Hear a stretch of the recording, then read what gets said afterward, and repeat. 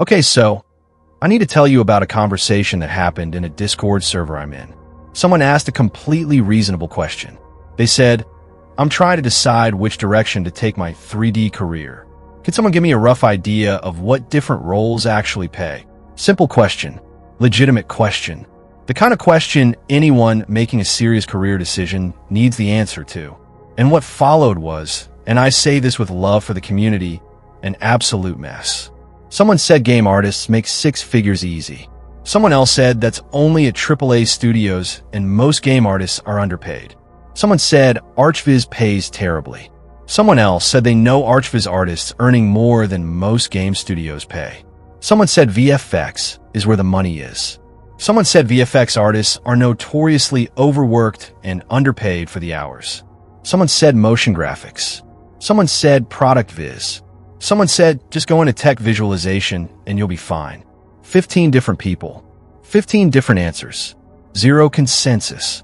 And the person who asked the original question ended up more confused than when they started, which is somehow worse than not asking at all. And here's what bothered me about that whole exchange.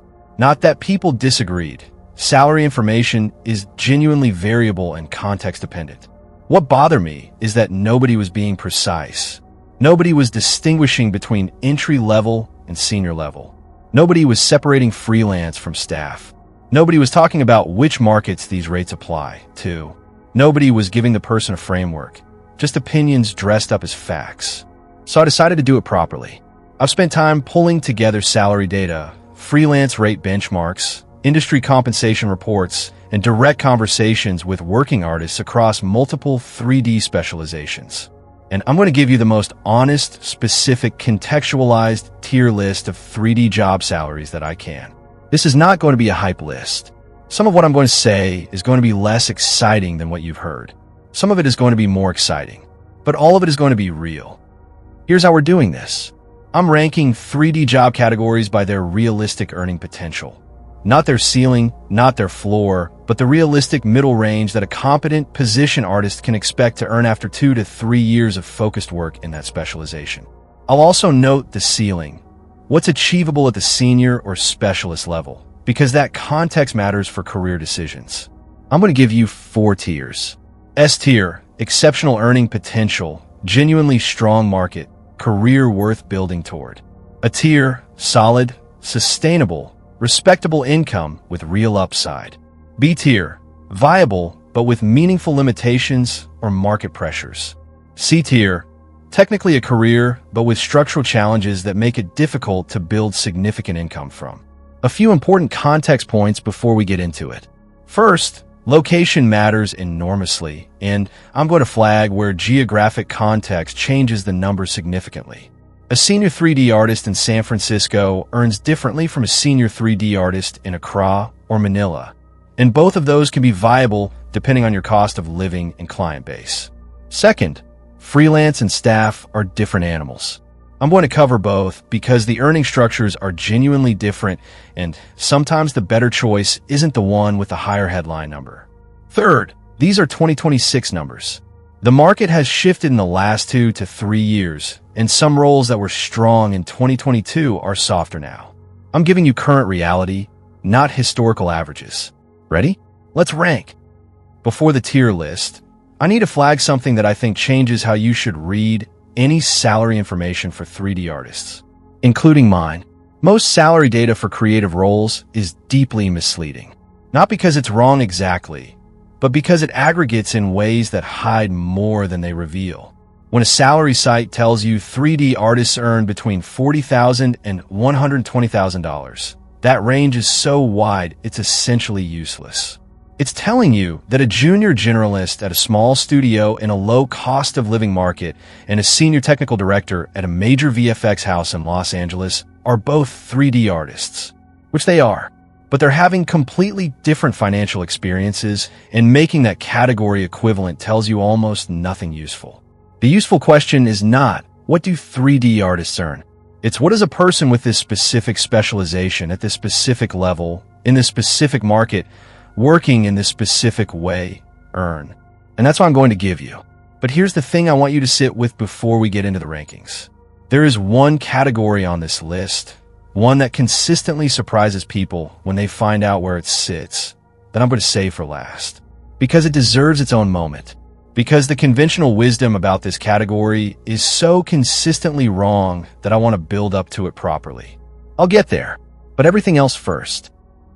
Let's start at the bottom and work up. Not because these are bad, but because understanding what makes a category structurally limited helps you understand what makes the higher tiers structurally strong. C tier, general 3D generalist, entry to mid-level. The catch-all, I do 3D positioning, modeling, some texturing, some rendering, no particular specialization, available for whatever comes along. Realistic income range, 35 to 55,000 staff, highly variable freelance that often lands below minimum viable income in the early years. Why it's C tier is not about the skill, it's about the positioning. Generalism creates price pressure because you're competing on availability rather than expertise. Clients in this space are cost sensitive because they can usually find someone else who also does 3D. The ceiling is low not because 3D doesn't pay well, but because undifferentiated 3D doesn't pay well. The path out of C tier is not learning more. It's specializing. Almost every other category on this list is a generalist who got specific about something. Stock asset creation. 3D artists who create assets for stock libraries. Furniture, props, environments, vehicles for platforms that sell to other artists and studios. Realistic income range. Highly variable, typically supplementary rather than primary income. Top asset creators on major platforms earn $20,000 to $40,000 annually from passive sales. A small number earn significantly more. Most earn much less. Why it's C tier? AI is compressing this market. Generic 3D assets are increasingly generatable. The floor is dropping faster than the ceiling is rising. As a supplementary income stream, it's fine. As a primary career strategy in 2026, it's structurally weak. B tier, animation for social media and content creation. Motion graphics, short-form 3D animation, 3D elements for YouTube and social content. Real market, real demand, but fragmented and rate compressed. Realistic income range, 45 to 75,000 staff at content companies or agencies. Freelance highly variable, anywhere from $30 to $90 per hour depending on quality and client type. Why it's B tier? The market is large, but the price sensitivity is high at the middle and lower end. Content creators and small brands often have modest budgets. The ceiling improves significantly as you move into branded content for larger companies. But that's starting to overlap with motion graphics, which sits higher. Game environment art, mid-size studios. Not AAA, not indie, the mid-size studio space. Solid technical work, reasonable pipeline, genuine career trajectory. Realistic income range, 55 to 85,000 staff at mid-size studios. Geographic variation is significant here.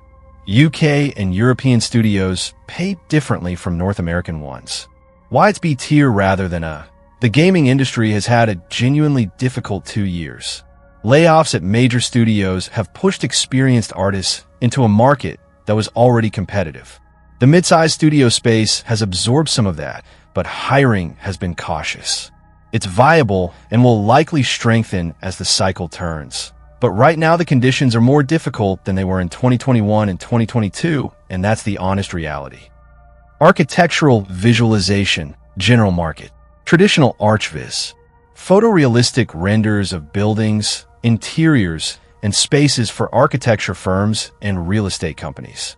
Realistic income range, 50 to 80,000 staff at Viz Studios, $60 to $100 per hour freelance for mid-market work. Why it's B rather than the general ArchViz market is competitive and AI tools are putting downward pressure on certain categories of work. Basic interior renders and standard architectural exterior shots are being approximated by AI-assisted tools in ways that are compressing rates at the lower end of the market. The upper end of ArchViz, luxury residential, large-scale development marketing, high-end hospitality, is different and sits higher. But the general market has structural pressure that keeps it at B. A tier, VFX and film, compositing and 3D integration. Working in visual effects at production companies and post-production houses. Strong technical work, production pipeline experience, industry credibility. Realistic income range, 65 to 100,000 staff at established VFX houses. Senior artists and supervisors earning 100 to 140,000 at major houses. Why it's a tier? The work is technically demanding, the pipeline knowledge is specialized, and the industry, while it has had difficult periods, produces work at a scale and quality level that commands genuine professional rates. The ceiling is real for those who build towards supervisory and lead roles. The caveat: hours. VFX is notorious for demanding production schedules, and the effective hourly rate, when you account for crunch, can be lower than the headline number suggests. This is a genuine quality of life consideration worth factoring into a career decision. Motion graphics with 3D integration. Senior motion designers who work at the intersection of 3D, motion, and brand. Agency side or in-house at major brands. Realistic income range, 70 to 110,000 staff at agencies and major brands. Freelance rates of $90 to $180 per hour for senior work. Why it's a tier? The combination of 3D technical skill with motion design sensibility and brand understanding is genuinely rare. Agencies need this skill constantly and are willing to pay for it. The freelance ceiling is high because skilled motion artists who can work at a brand level are actively sought after. Product visualization, premium, and agency level. Not generic e-commerce product renders. Premium brand product visualization at the agency level. Consumer electronics, luxury goods, pharmaceutical packaging, automotive accessories. Realistic income range, 65 to 100,000 staff at specialized studios. Freelance rates of $80 to $150 per hour for premium tier work. Retainer arrangements with major brands ranging from $3,000 to $8,000 per month. Why it's a tier? The premium end of the product viz market is relatively insulated from AI compression because the brand equity attached to the visual output is too high for clients to trust generic AI tools with it. Nike doesn't use an AI tool to generate hero images for a major campaign. That work goes to specialist artists with proven capability, and the rates reflect the stakes. Game art, AAA studios. Senior artists at major game studios. The upper tier of the game industry employment market. Realistic income range, 80 to 125,000 at AAA studios in North American and European markets. Senior specialists and technical artists at the top of this range and beyond. Why it's a rather than S? The industry cycle. The gaming industry is in a difficult period, and even AAA studios have been making cuts. The rates are genuine and the ceiling is real, but the access is currently more difficult than it has been historically, and the stability has been questioned in ways that affect how confidently you can plan around it. S tier, technical 3D for high-stakes industries. Medical visualization, forensic visualization, defense simulation, industrial and engineering visualization for aerospace and heavy industry. Covered these in the Beyond Gaming video. They earned their S-tier placement here. Realistic income range, 80 to 140,000 staff. Freelance rates of $100 to $250 per hour for specialist work. Forensic visualization consultants billing at $150 to $300 per hour. Why it's S-tier? The combination of 3D skill with genuine domain knowledge in a high-stakes field creates a specialization that is both rare and extremely valuable. The clients in these spaces are not price shopping. They are buying accuracy, credibility, and the specific expertise that makes their work defensible, effective, and professionally credible. The barrier to entry is real. Domain knowledge takes time to develop. But for anyone who builds it, the competitive landscape is thin in a way that no other 3D specialization can match. Virtual production and real-time 3D. Unreal Engine production artists, virtual production technical directors, real-time environment specialists for film, broadcast, and live events. Realistic income range, 70 to 120,000 staff at production companies and studios. Freelance day rates of $500 to $1,200 per day for experienced artists. Senior technical directors and virtual production supervisors at 130 to 180,000 plus. Why it's S tier? Demand dramatically outpacing supply. The industry's building on real-time pipelines are multiplying, and the pool of artists who can operate at a production level is still materially thin. This creates a market dynamic that is genuinely favorable for skilled artists in a way that most categories cannot currently claim. Development, marketing, visualization, large-scale real estate development, pre-sales visualization, interactive unit configurators, virtual experience centers. Covered this in the Beyond Gaming video as the one that surprised me most. Realistic income range, 70 to 110,000 staff at development marketing studios. Freelance project rates of 40 to 120,000 per major development project. Senior creative directors at specialized studios at 120 to 160,000.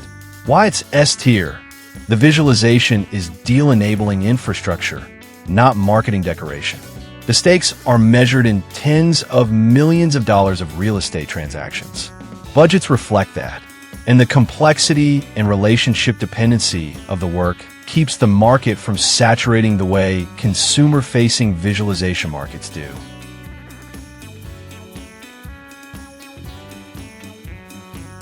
Okay, the one I've been building toward. Art direction and 3D creative leadership.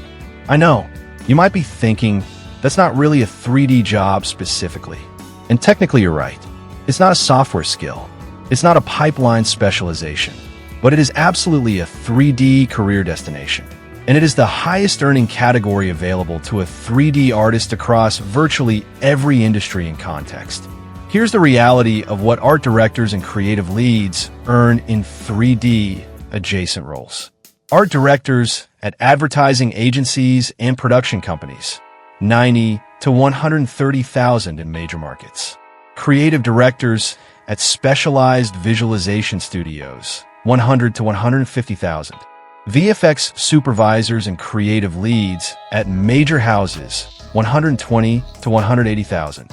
Independent creative directors working with major brands on a project basis, $1,500 to $3,000 per day. Why it surprises people? Because it requires you to stop thinking of your career as a technical track and start thinking of it as a creative leadership track. The art director doesn't need to be the best modeler in the room. They need to be the person with the best judgment, the clearest creative vision, the strongest ability to communicate that vision to a team and to a client, and the leadership capability to bring a project to a result that exceeds what the client imagined. That combination, technical credibility plus creative judgment plus leadership, is the rarest thing in the 3D industry. And the market pays for rare in a way that it cannot pay for common. The 3D artists who build toward this, who treat art direction as a destination rather than an accident, are the ones who look back at their career 10 years in and realize they're earning more than almost anyone who stayed purely on the technical track. This is the S-tier ceiling, and it's available to anyone who builds toward it deliberately. Now, something worth addressing directly. A lot of people will look at the S-tier numbers and think, great, how do I get there from where I am right now? What does the actual path look like? Not theoretically, practically. What do I focus on in the next 6 months, the next year, the next 2 years, to move toward the upper tiers of this list rather than staying at the level I'm currently at? And that question, the specific, sequenced, practical career progression question, is one I've been thinking about carefully. Because generic advice like specialize more or build toward leadership is fine as a direction, but it's not a path. A path is steps, specific ones, with a realistic timeline and clear decision points. I want to build that out in the next video. A practical career progression framework. What the movement from generalist to specialist to senior specialist to creative leader actually looks like in practice. What the milestones are at each stage, and what the specific decisions are that accelerate or slow down that progression. Because knowing where the money is gets you oriented. Knowing how to move toward it gets you there. That's the next one. And if any tier on this list felt like, that's where I want to be, but I'm not sure how to get there, You're going to want to watch it. So, the 2026 3D salary tier list. C tier, generalism and stock assets. Viable, but structurally limited. The path out is specialization. B tier, social animation, mid-size game studios, general archviz. Solid, but with market pressures that cap the ceiling. A tier, VFX and film, motion graphics at the agency level, premium product visualization, AAA games. Strong, sustainable, real upside.